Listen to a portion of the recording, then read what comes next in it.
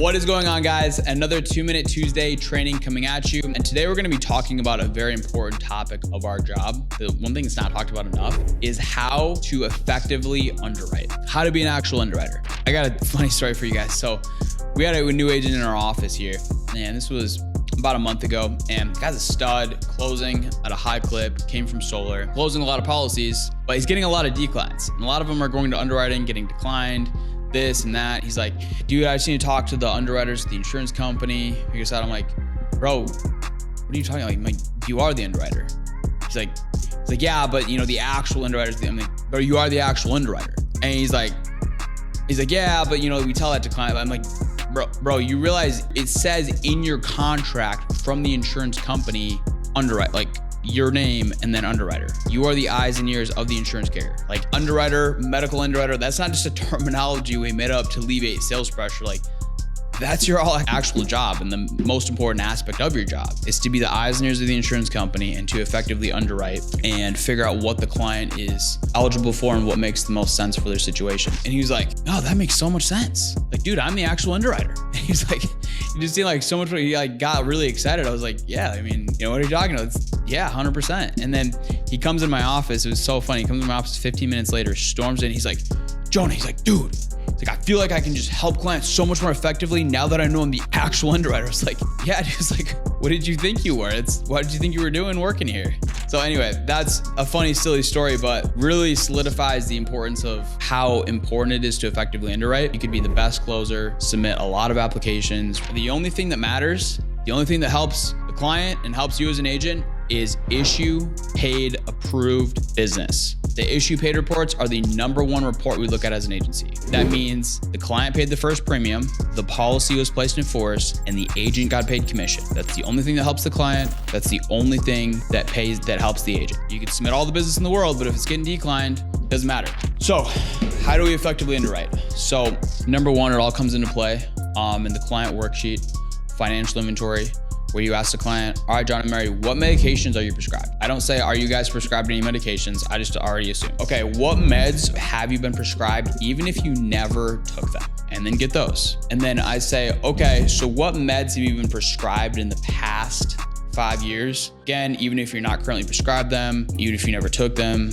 okay, perfect. And then a fourth time, I'm like, all right, any other meds that we're missing? Like, you guys really want to effectively grill them on their health to get all their medications. So make sure you guys do that. And then here's the thing, once you get all those medications, never take the client's word for it. Because there's certain medications will tell you like, oh, I take this for my high blood pressure, but it treats heart failure. Or, oh, I take this for my depression, but it treats bipolar disorder. And even if they genuinely take it for depression, but it treats bipolar and they don't have bipolar. Well, guys, here's the thing. And this is one thing you guys have to understand. It's not what their actual health issues are. It's what the insurance company perceives it as. So even if they're taking a medication to treat their depression, but like I said before, that specific medication also treats bipolar, well, the insurance company is going to perceive that, oh, this client has bipolar, and you're going to have to navigate the underwriting guidelines accordingly to treat a bipolar client, even if the client doesn't actually have bipolar, if that makes sense. Once you get their list of medications, again, never take the client's word for it. What you're simply going to do is Google all of those meds and then, okay, lisinopril treats high blood pressure. Okay, high blood pressure. Amlodipine treats high blood pressure, or whatever the case may be.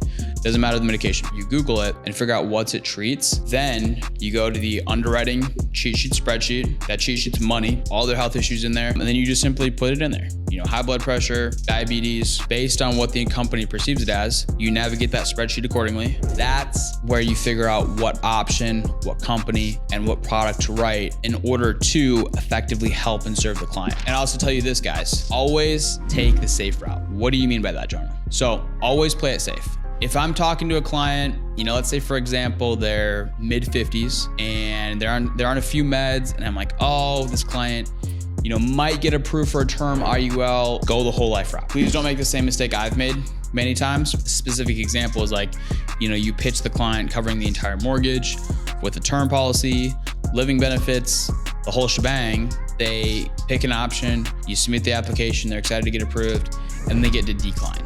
And then now you have to pivot to whole life, and you have to cover instead of the entire mortgage, you're only able to cover 2 years of mortgage payments with no living benefits. That's a lot tougher pivot, going from full mortgage coverage to 2 years of mortgage payments coverage versus if you would have just simply gone straight into equity protection and not shown them options to cover the full mortgage. It's a lot harder to pivot from term to whole life or IUL to whole life than just originally going straight into whole life. So guys, always take the safe route, play it safe. And again, the only thing that helps clients, the only thing that helps you as the agent is approved, issue, paid policies. So anyway, hope that was helpful. Stay blessed, guys.